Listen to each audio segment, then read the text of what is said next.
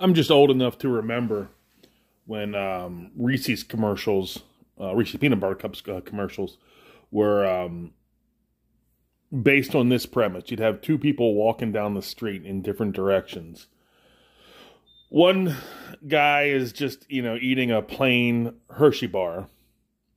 And then another guy who's coming from the opposite direction is pawing huge handfuls of peanut butter out of this ginormous jar of peanut butter that he's carrying around with him on the street.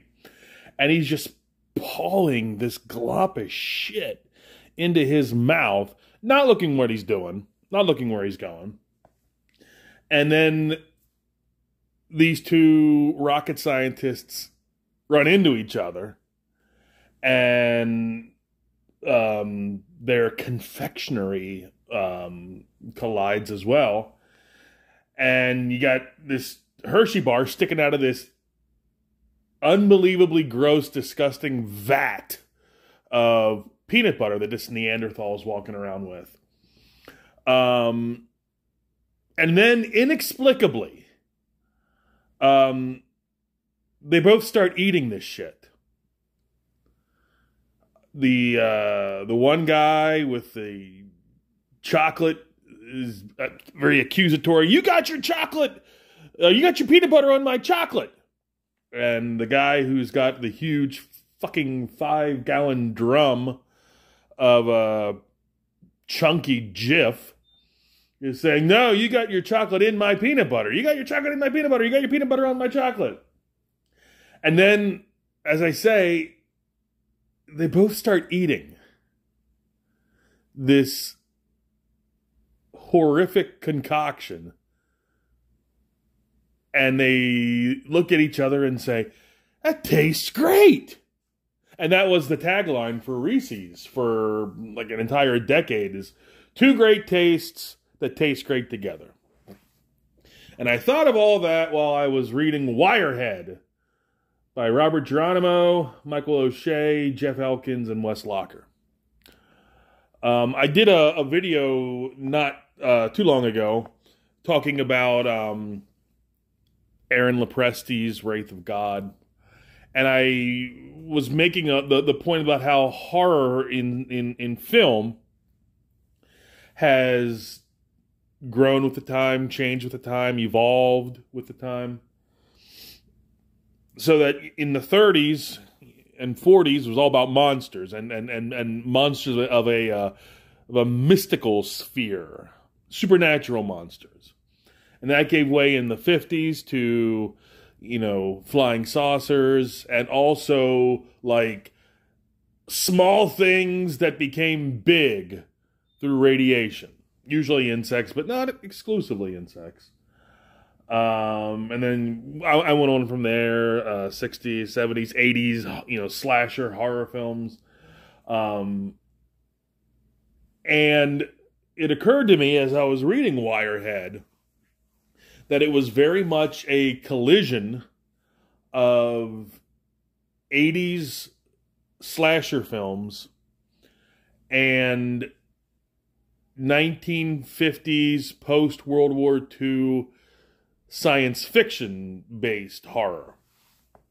It starts off in the woods, groups of teenagers that we get just attached enough to. Geronimo does a nice job with the short amount of space he has to work with, because this is not a long book, to get us as emotionally invested as we can be and as emotionally invested as we need to be in these teenagers who are going into, the wrong woods, because there is something in these woods named or nicknamed Wirehead.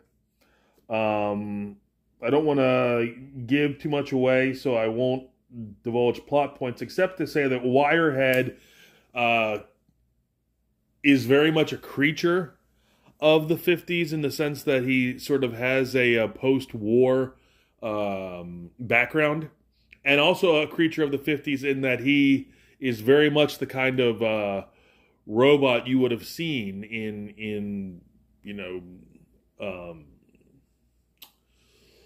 trying to think of what's the one that it's right on the tip of my tongue is like Earth versus the Flying Saucers, and I'm not 100% sure that's the exact title, but that kind of a take. So it really is the collision of these two genres, and they meld better than you would think. I don't know if those two genres would meld just, in the wild, in another creator's hands, but Geronimo does a nice job of blending the two genres together fairly well seamlessly, so that the science fiction based aspect of the tale does not eclipse the slasher atmospheric sort of foundation, but the slasher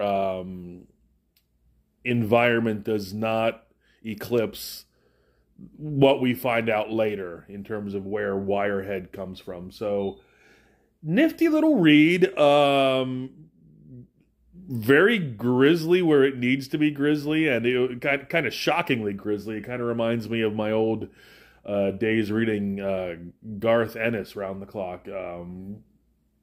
Very, very graphic violence that does not shy away from showing what the outcome of these actions and these collisions and these impacts would have on, where metal meets flesh. So, big recommend. I like all these guys. I became familiar with their work in Alterna, and this is just a nifty, creepy, scary little read. So check out Wirehead, and until next time, this has been Tom Tuttle.